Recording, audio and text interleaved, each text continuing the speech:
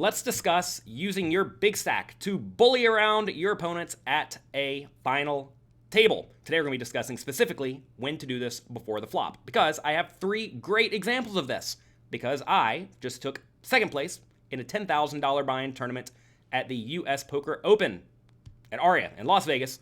The entire final table was streamed on PokerGO. Make sure you check out PokerGO, and huge thanks to them for letting us use this footage to make this video.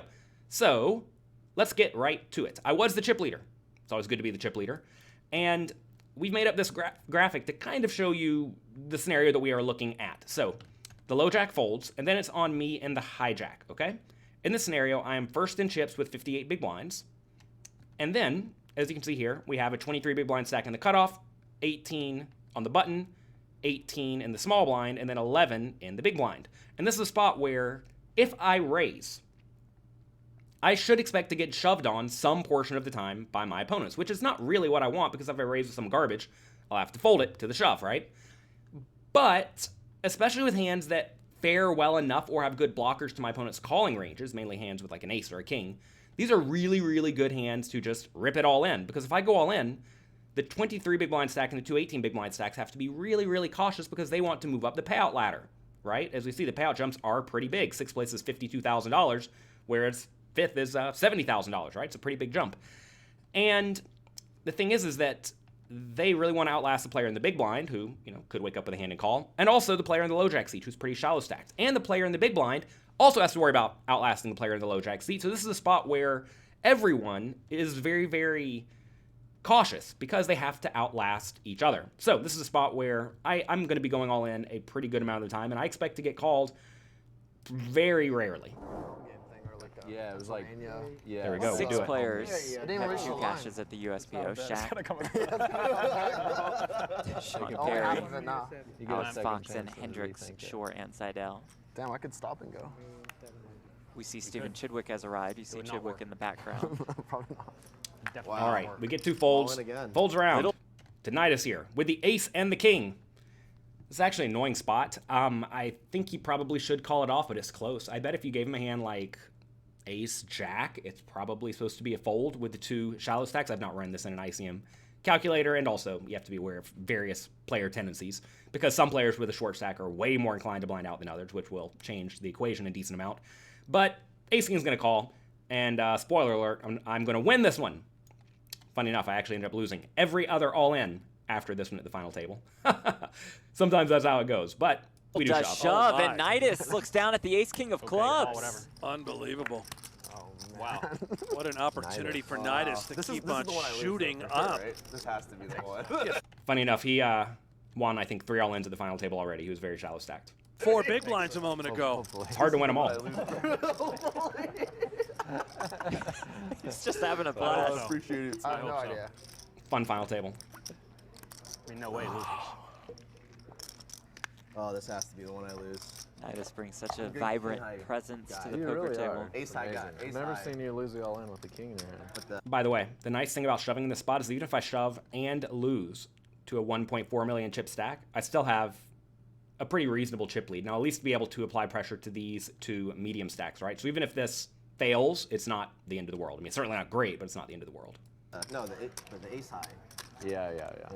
I think you got it in The good king. this time, so you can't win. Yeah, the king there's is the way flop. hard for you. 10-4 deuce with 2 clubs. All the drama. With 2 clubs. Yeah, it's Wow. close. Nah, you don't have clubs. Nah, good there's game. no chance. Good game. Looking for a club or for a king.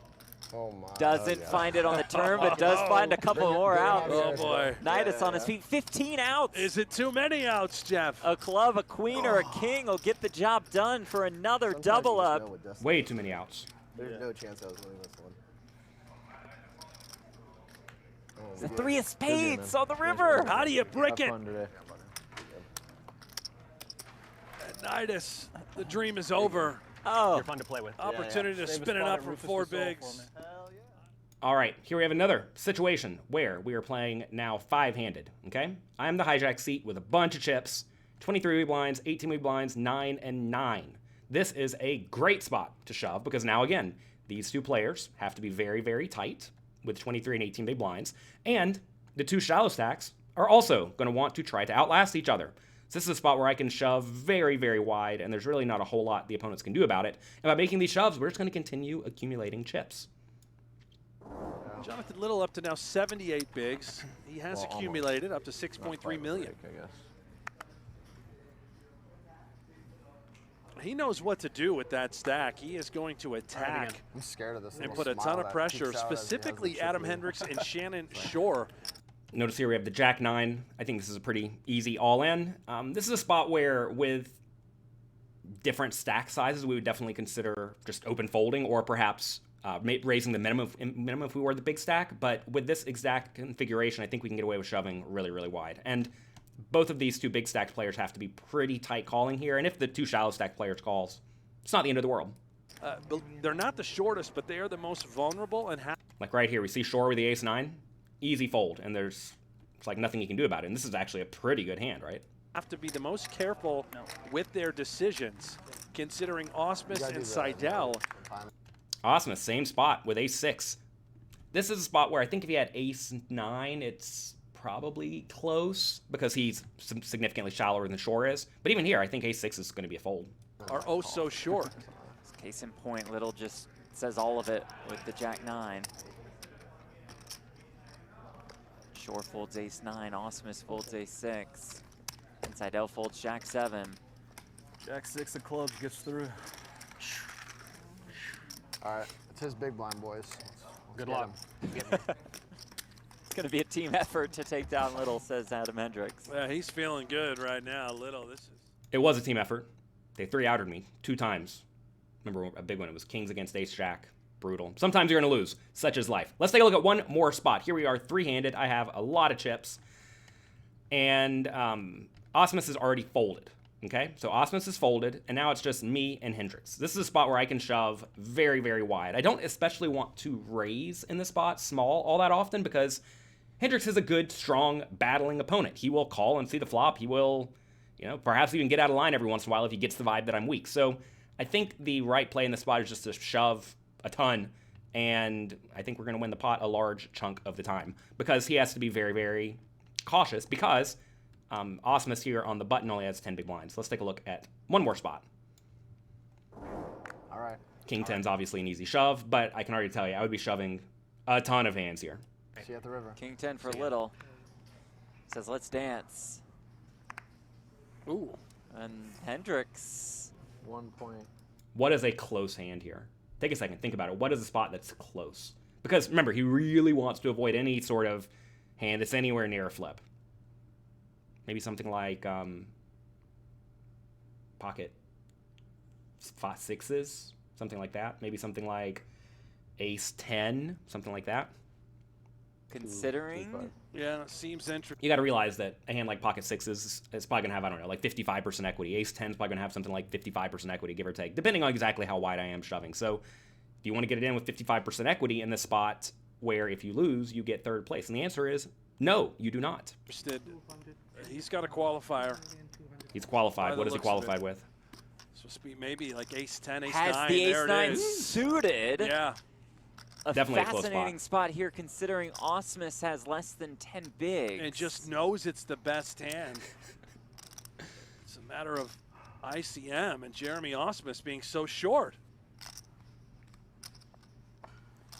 He's going to use some time used banks. for an additional 30 seconds to act. A 44K pay jump from third to second. Obviously, I'm hoping he folds. You never want to get called in the spot. You just want to keep shoving difference. as a big stack, and you want to pick up all the little pots until they blind out. That's what happens in the ideal world. Race for the Golden Eagle trophy.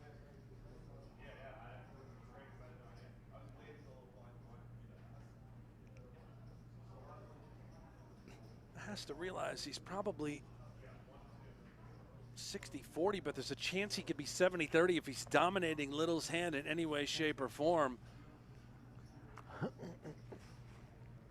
Gone are the glory days of poker where you look down at this sort of spot and holding and you just stick it in, feeling like it's the best.